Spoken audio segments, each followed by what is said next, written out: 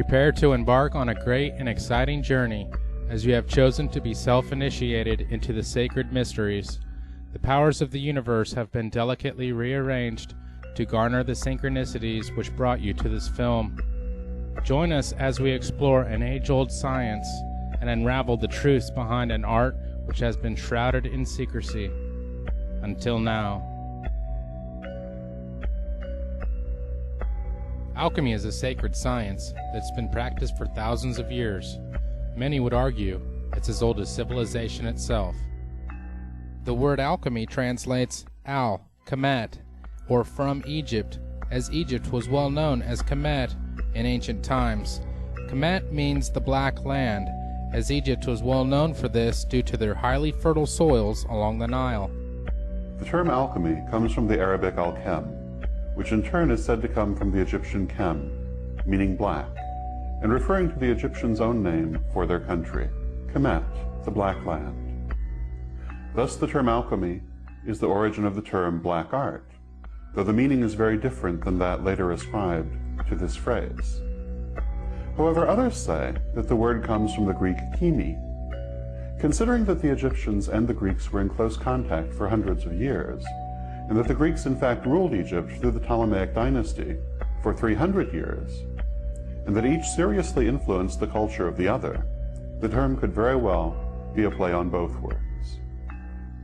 The Hellenistic era, and Hellenistic Egypt in particular, was a very fertile time in the history of magic. Ancient forms of magic met and merged, creating new disciplines. Magical forms still very much in use today, such as Hermeticism and alchemy, have their origin in Hellenistic Egypt. Much of alchemy is highly misunderstood and has been kept secret in a variety of magical and fraternal organizations. The list of alchemists is known to originate with Thoth, who is widely credited for being the author of science, religion, mathematics, geometry, philosophy, medicine, and magic.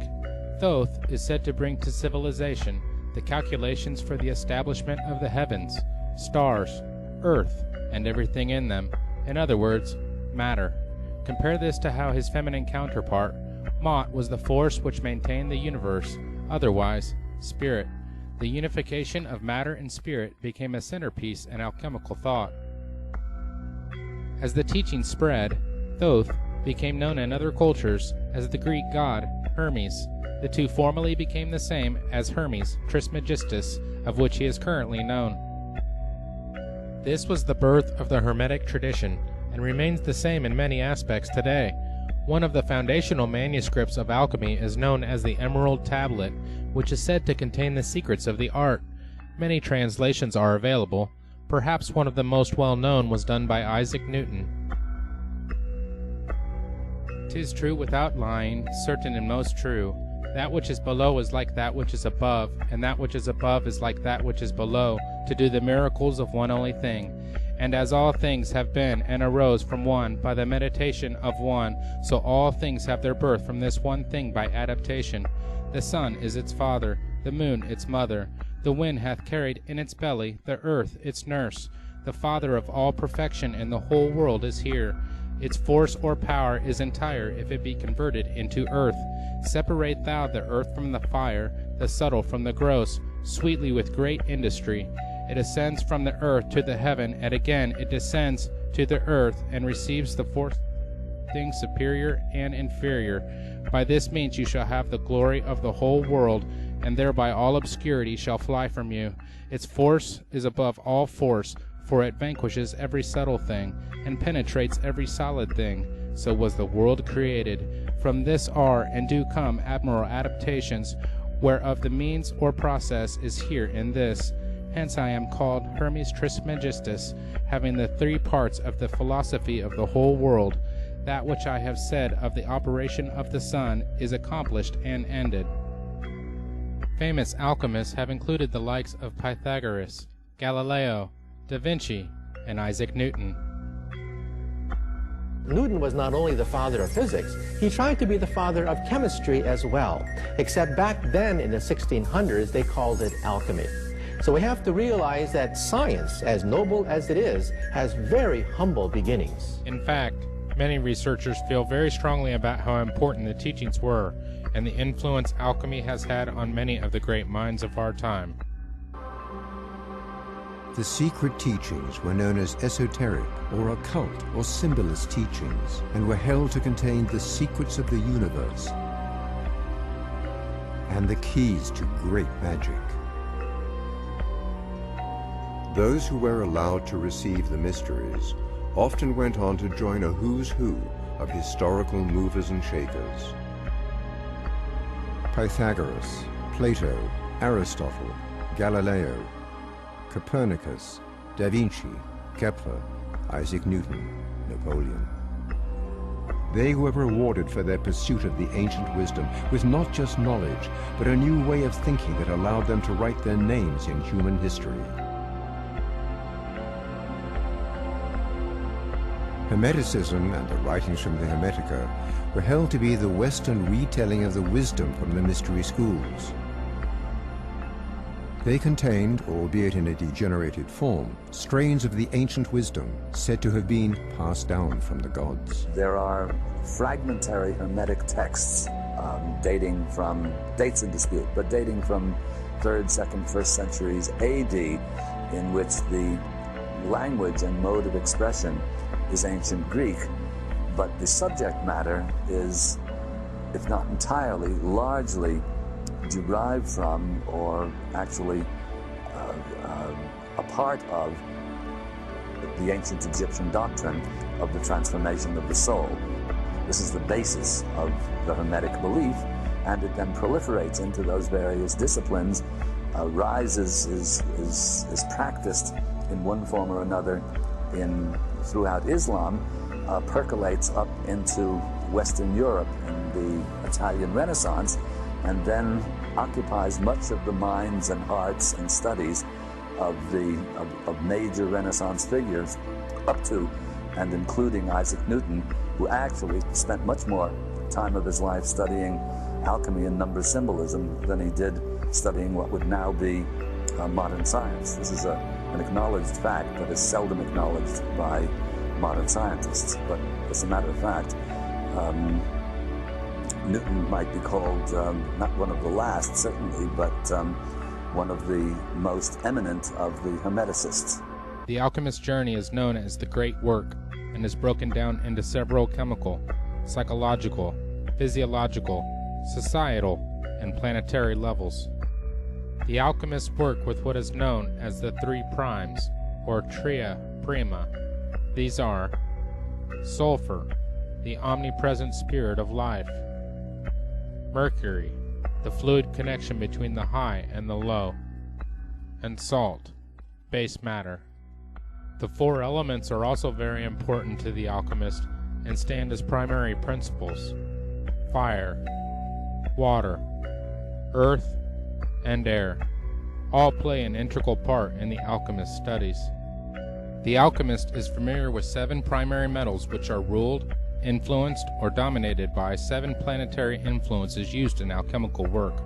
They are gold, dominated by the sun, which provides energy and life to everything in the solar system. The sun is our sense of self, our willpower, organizing ability, self-integration, energy levels, vitality, and success. The sun corresponds to the heart, spinal column, vision, and distribution of heat in the body. Silver, dominated by the moon, which influences water, growth, fertility, conception, emotions, instinct, subconscious, psychic phenomenon, collective consciousness, rhythms and cycles, genetics, and cultural heritage. The moon corresponds to the brain, female organs, stomach, and all fluids in the body. Copper, dominated by Venus, which influences herbalism, spagyrics, magic, arts, music, poetry, design, theater, harmony, proportion, integration, meditation of opposites into a whole, odors, perfumes, and love.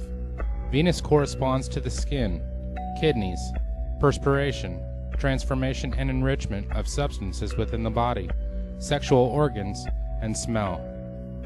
Iron, dominated by Mars, which influences intense and often violent energy that brings dynamic power to all it encounters. It increases psychic ability as well as motion and power in the physical realm. Mars corresponds to the muscular system, male sexual organs, marrow, blood formation, adrenaline, and the purging of the body to maintain health. 10. Dominated by Jupiter, which influences good health, wealth, philosophical and religious matters, ceremony, and the enjoyment of life. Jupiter corresponds to the liver, arteries of the stomach and abdomen, digestion and assimilation of oxygen and nutrition, antibiotic functions, cell growth, and general energy levels. Mercury, dominated by Mercury, which influences communication, commerce, initiation into the mysteries, alchemy, Kabbalah, astrology, magic, writing, transmission of information, nerves, dexterity, mental skills, and speedy distribution of energy. Mercury corresponds to the nerves, speech, hearing, coordination between thoughts and speech or actions, throat, thyroid, nervous system, and spinal fluid. Lead, dominated by Saturn, which influences old age, chronic disease, karma, and learning. Saturn corresponds to the bones, teeth, spleen, hair, minerals in the body, joints, and flexibility. Calcination is the first of the following 7 major operations in the alchemy of transformation. Chemically, the calcination process involves heating a substance in a crucible or over an open flame until it is reduced to ashes.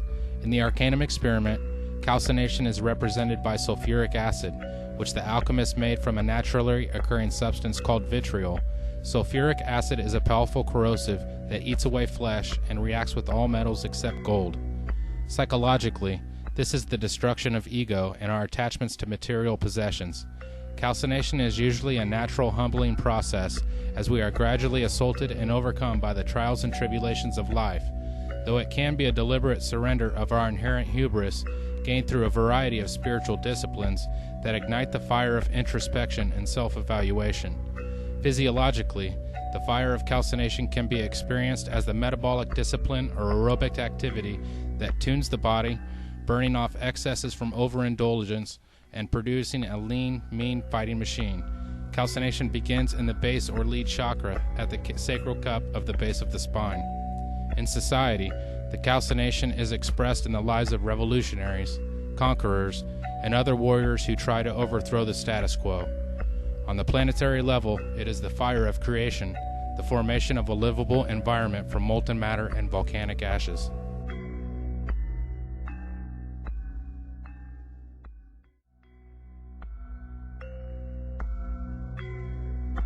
Dissolution is the second major operation in the alchemy of transformation. Chemically, it is the dissolving of the ashes from the calcination in water. In the Arcanum experiment, dissolution is represented by iron oxide or rust, which illustrates the potentially corrosive powers of water on even the hardest of metals. When processed, vitriol breaks down into sulfuric acid and iron oxide, which are the first 2 arcana or secret ingredients. The Egyptians smelted iron as far back as 1500 BCE and used iron compounds in tonics and disinfectants. Psychologically, this represents the further breaking down of the artificial structures of the psyche by total immersion in the unconscious, non-rational, feminine, or rejected parts of our minds. It is, for the most part, an unconscious process in which our conscious minds let go of control and allow the surfacing of buried material. It is the opening of the floodgates and generating new energies from the waters held back. Dissolution can be experienced as flow, the bliss of well-being, and actively engaged in creative acts without traditional prejudices, personal hang-ups, or established hierarchy getting in the way. Physiologically, dissolution is the continuance of the Kundalini experience, the opening up of energy channels in the body to recharge and elevate every single cell. Dissolution takes place in the genital or 10 chakra and involves the lungs and spleen. In society, the process of steady growth through gradual dissolution is examined by agrarian, monastic, or agricultural-based lifestyles. On the planetary level, dissolution is the great flood, the cleansing of the earth of all that is inferior. Separation is the third operation of transformation in alchemy. Chemically, it is the isolation of the components of dissolution by filtration and then discarding any ungenuine or unworthy material. In the Arcanum experiment, separation is represented by the compound sodium carbonate, which separates out of water and appears as white soda ash on dry lake beds. The oldest known deposits are in Egypt. The alchemists sometimes refer to this compound as natron, which means the common tendency in all salts to form solid bodies or precipitates. Psychologically, this is the process of rediscovery of our essence and the reclaiming of dream and visionary gold previously rejected by the masculine, rational part of our minds. It is, for the most part, a conscious process in which we review formerly hidden material and decide what to